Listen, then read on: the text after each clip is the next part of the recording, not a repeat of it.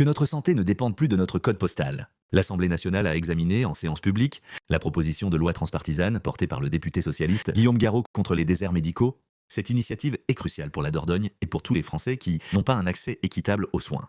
Plusieurs avancées significatives avaient déjà été obtenues en commission avec une majorité claire: la suppression de la majoration des tarifs pour les patients sans médecin traitant, l'implantation de la première année d'études en santé dans chaque département, y compris dans les zones rurales, le rétablissement du système de garde pour les médecins libéraux. Cependant, la régulation de l'installation des médecins avait été rejetée en commission. Cette mesure vise à interdire aux médecins de s'installer dans des zones déjà surdotées, sauf en cas de cessation d'activité d'un confrère. Rappelons que cette régulation s'applique déjà à de nombreuses professions de santé: pharmaciens, sages-femmes, infirmiers, kinésithérapeutes, autres professionnels de santé. Après un long combat, cette mesure a été enfin adoptée hier. Pouvions-nous accepter que certains territoires restent privés de médecins? Les solutions proposées ne prétendent pas être parfaites, mais face aux 10 années de pénurie qui nous attendent, conséquence du retard pris dans l'ouverture du numerus clausus, nous devons agir maintenant. La Dordogne, comme de nombreux territoires ruraux, souffre particulièrement de cette situation. S'y opposer, comme l'a fait le groupe RN, c'est défendre un statu quo inacceptable, qui abandonne les patients des zones rurales. C'est accepter que notre espérance de vie décroche si nous vivons à la campagne,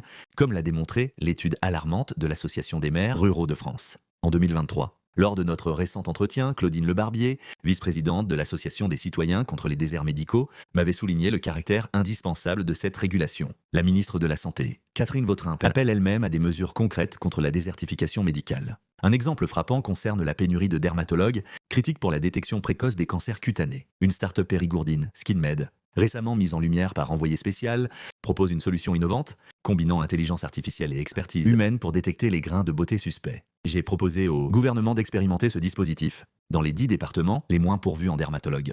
Je regrette l'absence de réponse, alors que les nouveaux cas de cancer de la peau ont plus que les entre 1990 et 2023. Face à la désertification médicale, ne cédons pas au fatalisme. La loi Garot de régulation des médecins et cette mesure constituent des solutions concrètes. Adoptons-les. Toute perte de chance pour des patients est un drame pour notre République.